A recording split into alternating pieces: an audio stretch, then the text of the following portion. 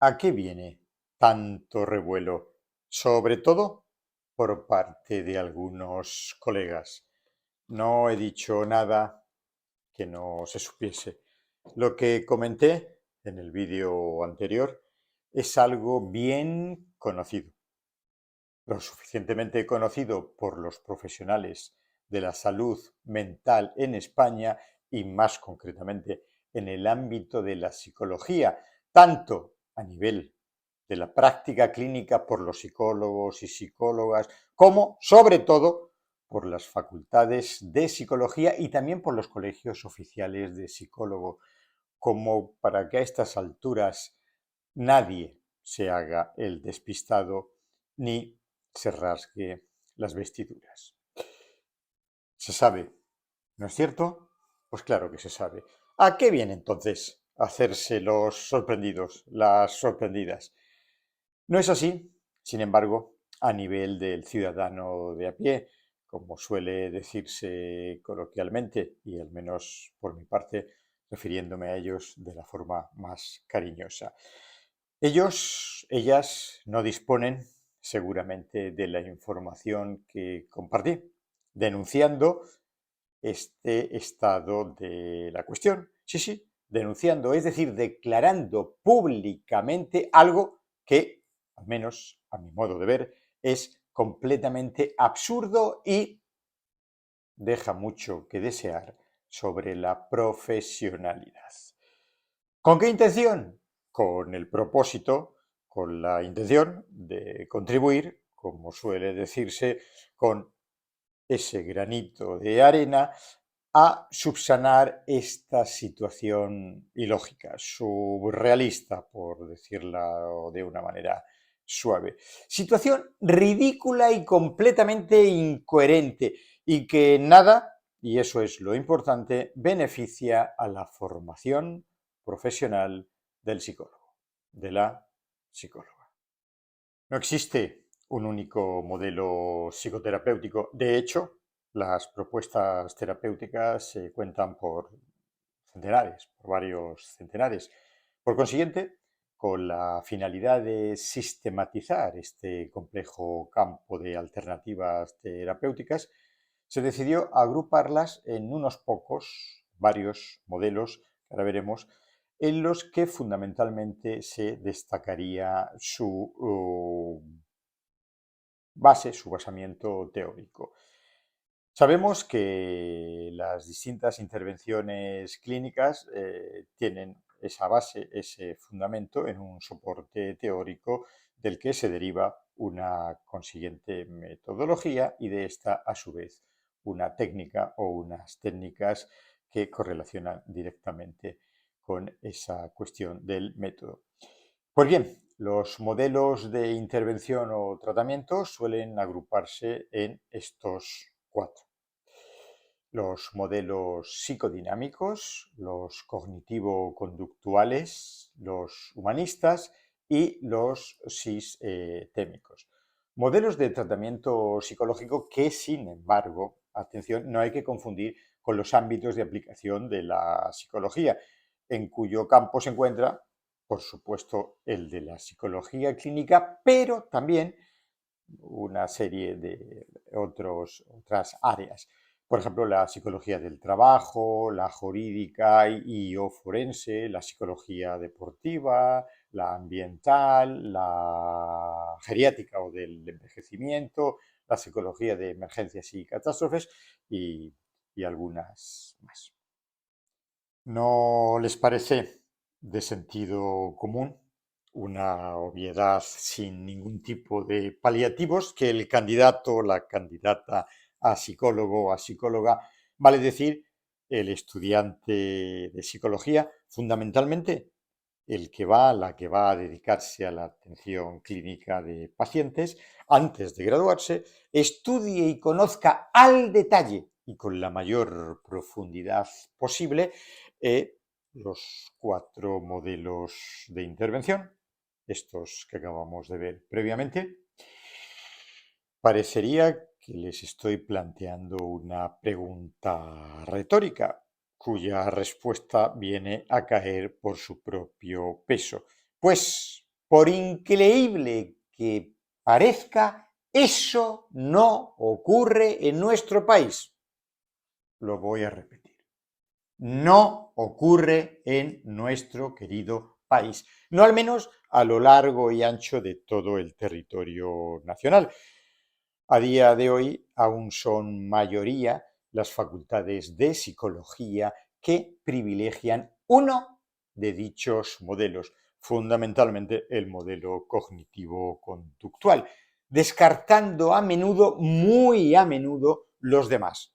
¿Qué digo descartando? Descalificándolos de no científicos, es decir, de escasa o dudosa validez según estos criterios de fiabilidad basados en el, permítame que lo diga así, el mantra de criterios supuestamente científicos, entendiendo por científicos ese paradigma concreto empiricista o experimental. Sin considerar, porque no llegan ni a estar en los programas de estudio de las facultades mencionadas, las diferentes revoluciones científicas o rupturas epistemológicas propias de la teoría del conocimiento, que sin embargo, y como no puede ser de otra manera, sí se estudian en la universidad, en las facultades de filosofía. No voy en este vídeo a dar mi opinión de por qué ocurre ese adoctrinamiento entendido por tal funesta decisión, sin lugar a dudas, unas fórmulas basadas en criterios ideológicos. Quiero aquí centrarme en dar a conocer este nefasto proceder que estoy denunciando y que viene a sesgar completamente la formación del estudiante de psicología. Para lo cual voy a autorreferenciarme y a remitirme a mi propio testimonio, quiero decir, a la experiencia de mi propia formación. Les cuento brevemente unas pinceladas a modo cuasi esquemático para que ustedes puedan reflexionar al respecto y sacar, es lo interesante, sus propias conclusiones. Hemos de aprender a pensar por nosotros mismos y tal, sobre todo tal y como está el campo de la ideología. Soy psicólogo clínico y psicoanalista. Mi formación en psicología la cursé en la Universidad Nacional de Educación y Distancia, en la UNED. En aquel entonces se trataba de una licenciatura, psicología con la especialidad de clínica, si bien posteriormente por cuestiones de política académica o institucional, como ustedes quieran, dicha especialidad no te habilitaba para ejercer como psicólogo clínico. Así que tras años de ejercer en mi consulta privada y una vez cumplido una serie de requisitos, se me otorgó la acreditación actual, psicólogo clínico. Paralelamente me fui formando en otra carrera, por formularlo de esta manera, aunque sobre ese particular hay mucho que decir. Formarme como psicoanalista me llevó 7 años de estudio, tanto de aprendizaje de materias académicas, de contenidos, digámoslo así, académicos, como de análisis personal, puesto que, como seguramente saben, a diferencia de otros campos de la salud, tanto la psiquiatría como la psicología en general, para ejercer como psicoanalistas necesitamos pasar por el diván. Sí, lo mismo que los pacientes a los que vamos a atender. Es decir, no solo tenemos que cursar una serie de materias específicas, sino que también tenemos que pasar por un psicoanálisis personal, en el que poder acceder a los conocimientos de nuestros propios procesos psicoafectivos. Además, después y durante un tiempo, hemos de supervisar los casos clínicos de los pacientes que estemos atendiendo con otro psicoanalista. Tampoco comentaré aquí la importancia de estas diferencias con respecto a la praxis de la psiquiatría y de la psicología, de otras orientaciones que no sean la psicoanalítica. Creo que es evidente la importancia de que el profesional pase por un proceso de autodescubrimiento de su propia psique antes de dedicarse a atender la psique de los demás. La psique es una cosa muy compleja. En mi caso fue una elección dedicarme a la práctica del psicoanálisis de lleno, a full time, como suele decirse, a atender pacientes y a impartir información y formación en psicoanálisis para candidatos a psicoanalistas, que es lo que vengo haciendo desde hace 30 años, desde que fundé el gabinete psicoanalítico Palma, que dirijo en Mallorca. Pero no fue una elección limpia. Viéndolo con la perspectiva que te da el tiempo, es decir, por esas cosas inescrutables en el momento del destino, hasta que no se analizan, luego dejan de tener ese misterio. Por casualidad, digámoslo así, fui de prácticas, di con mis huesos, haciendo prácticas en la UNED, a un grupo psicoterapéutico en un centro de salud insular de orientación justamente psicodinámica. Y eso cambió el curso de mi trayectoria profesional, porque, vuelvo a decirlo, en las materias de la Facultad de Psicología no había ni siquiera una sola en la que se nos formase no solo del modelo psicoanalítico, sino tampoco del resto de los otros que he mencionado, el sistémico y el humanista. Es fuerte, ¿no? A mí me parece fortísimo. Espero que a ustedes también. Esto hay que cambiarlo. Es más, a veces tenía que responder a cuestionarios de evaluación en los que se preguntaban cosas tipo ¿por qué el psicoanálisis no es científico? Escuchen, les aseguro que no habíamos leído ni una sola página, al menos desde las indicaciones de la facultad, de la extensa obra de Sigmund Freud, ni por descontado de cualquiera de los autores post-freudianos, y ya ni decir de Lacan. En otro momento les contaré una anécdota. Esto sí que es, en fin, creo que hay que elegir muy bien los adjetivos calificativos.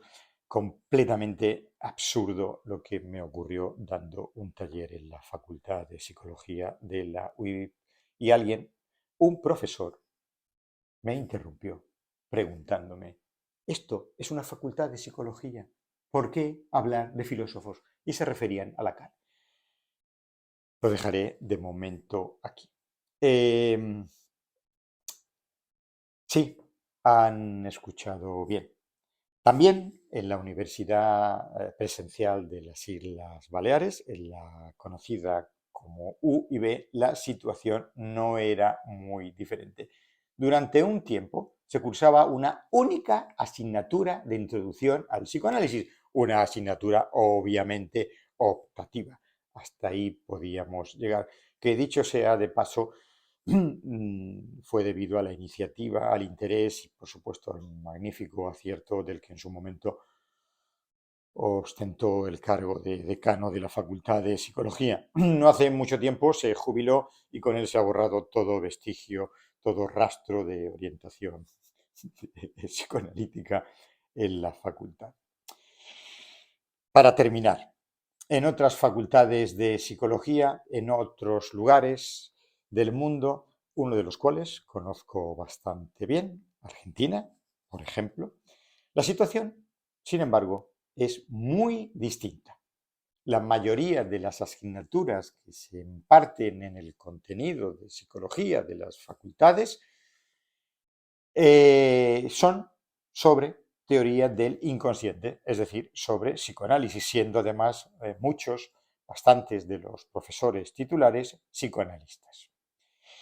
Aquí las comparaciones no son odiosas, sino explicativas. Insisto, solo para hacerles reflexionar y también para aclarar algo más, un poco más, algunas cuestiones que muchos de ustedes han tenido a bien preguntarme, interesándose, a veces sorprendiéndose, lo cual no me extraña por el vídeo anterior. Ojalá todo esto sirva para llamar la atención a quienes correspondan y se pueda revertir esta ridícula y funesta situación. Modernizando la mente por el bien comunitario, aunque la verdad a estas alturas de mi vida prefiero no pecar de ingenuidad, porque las ideologías que corren y que imperan en mi país no van demasiado por cuestionar el discurso del gran otro, es decir, de la nueva sacrosanta religión de la verdad en la que se ha convertido la ciencia empírica.